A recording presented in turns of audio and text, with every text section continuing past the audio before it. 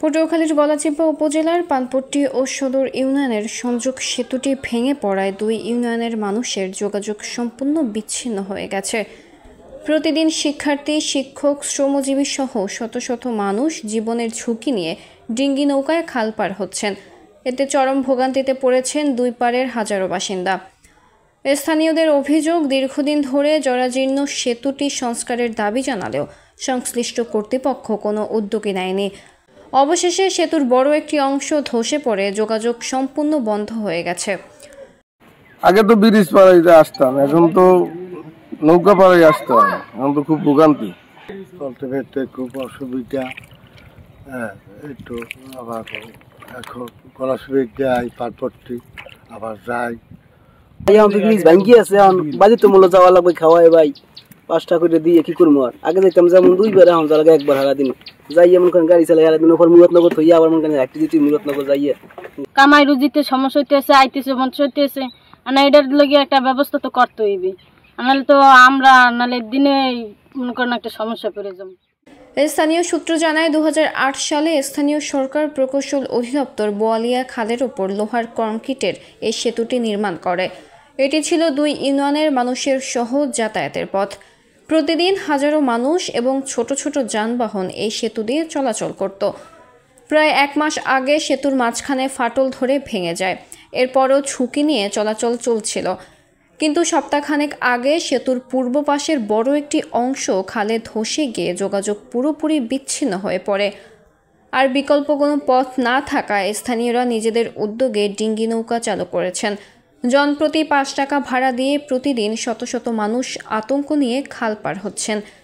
এক পারে রয়েছে স্কুল, মসজিদ, মাদ্রাসা, গুচ্ছগ্রাম সহ হাজারো মানুষের বসবাস।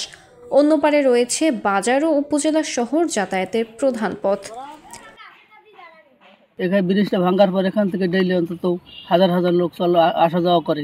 বর্তমানে ছোট্ট একটা ডিঙ্গি নৌকাতে আমরা পারাপার করি, শিশু বাচ্চাদের নিয়ে অনেক ক্ষতি হইতেছে, প্লাস মানে ছাত্রছাত্রী আছে যাইতে পারতেছে। নৌকো ঝুঁকি যে কোনো সময় মৃত্যু হইতে পারে বাচ্চাদের, কেননা বড় মানুষ হয়তো সাঁতরাই উপর উঠতে পারে, বাচ্চার হয়তো উঠতে তাদের কষ্ট হবে। ব্রিজ থেকে আমরা সহজেই যাতায়াত করতে পারতাম, ব্রিজ ভেঙে যে আমাদের অনেক ভোগান্তি হয়।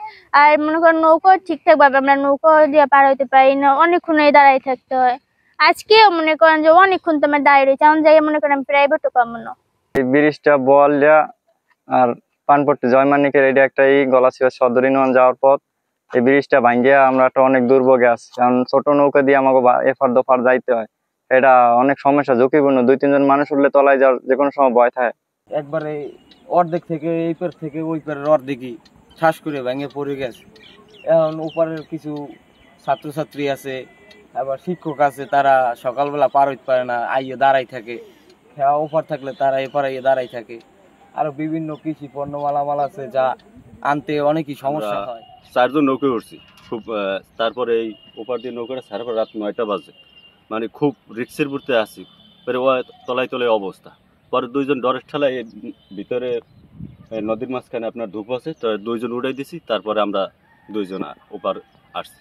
এই আধুনিক যুগে আইসা মানে এখনো যে নৌকা পারাপার করতে হয়, মানে এখানে না আসলে আমি এটা মানে বুঝতাম না। আমি গাড়ি নিয়ে আসছি, গাড়ির উপরে 50 টাকা দিয়ে মানে একটা গ্যারেজে রাখিয়েছি, তারপর আমরা নৌকা দিয়ে কালকে রাত্রে মানে আসছি। একজন একটা মানে মোবাইলও পানিতে পড়ে গেছে কালকে রাত্রে। এই আজকে আমি এসেও দেখা গেছে আমি নৌকা পাইনি, আমার প্রায় 15-20 মিনিট আমার বসে থাকতে হয়েছে। দেখা গেছে আমি যত সময় স্কুল যেয়ে পৌঁছতে পারিনি, আমার তো 20 মিনিট বা 15 মিনিট আমার দেরি হবে। এখন যত তাড়াতাড়ি সম্ভব এটা একটা মানে ব্যবস্থা না হলে আসলে আমাদের জন্য খুবই কষ্টের, এবং এই সমাজ ব্যবস্থা এই আধুনিক যুগে এখন এই নৌকা করে পারাপার হওয়া আসলে খুব দুঃখজনক। জেলেদের নৌকা 2 জন 1 জন করে পারাপার করতে হইতো। আমরা অনেক ভয়তে ছিলাম, আমাদের স্কুলে যেতে হয়, ছাত্রছাত্রী এপার থেকে স্কুলে ওপারে যায়, হাই স্কুলে। তো তারপরে এইখানে এক অভিভাবকের বললে আমি এই নৌকাটার ব্যবস্থা করছি। আসলে এপারে কিছু সংখ্যক লোক এরা আবার এদেরকে হুমকি টুমকি দেয় যাতে এই নৌকা না চালাইতে পারে। এখন আসি আমরা এইভাবে। এ বিষয়ে এলজেডির উপজেলা প্রকৌশলী জানান, ভাঙা সেতুটি পরিদর্শন করে আপাতত উপজেলা ও ইউনিয়ন পরিষদের উদ্যোগে কাঠের সেতু তৈরি করার সিদ্ধান্ত নিয়েছেন। স্থায়ীভাবে নতুন আরসিসি গার্ডার ব্রিজ নির্মাণের জন্য প্রস্তাব পাঠানো হয়েছে। অনুমোদন পেলেই নির্মাণ কাজ শুরু হবে। ইউনিয়ন চেয়ারম্যান সহ পরিদর্শন করেছি এবং এলাকাবাসীর সঙ্গে কথা বলেছি, মোটামুটি ডিসিশন নিয়েছি যে উপজেলা পরিষদ এবং ইউনিয়ন পরিষদ আমরা সমন্বিতভাবে একটা আপাতত কাঠের ব্রিজ করে দেব।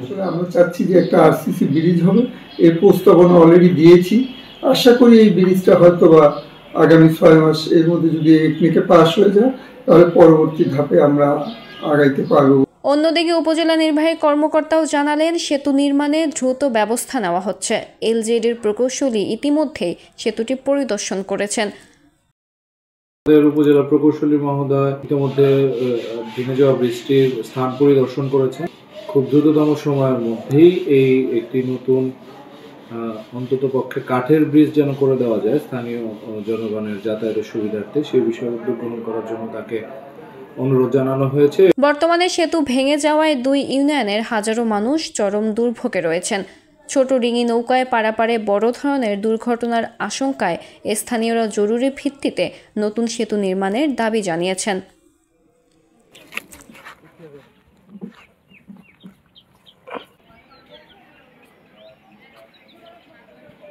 ব্রিজটা যে ভাঙছে এই বিষয় সম্পর্কে জানতাম না। আজকে যখন আসলাম যাত্রী নিয়েই আসছিলাম, ব্রিজের উপরে উঠে গেছি। ওঠার পর তারপর দেখলাম যে আসলে এই ব্রিজটা ভাঙা। তারপর আমরা আর ওপার যাইতে পারি নাই। পানপট্টির লোক ছিল, ওনারা খেওয়াপাড়াই ওপার গেছে। আশেপাশে কোনো সাইনবোর্ড নাই যে ব্রিজটা ভাঙছে কিনা, এরকম কিছু জানার মতো কোনো চিহ্ন নাই।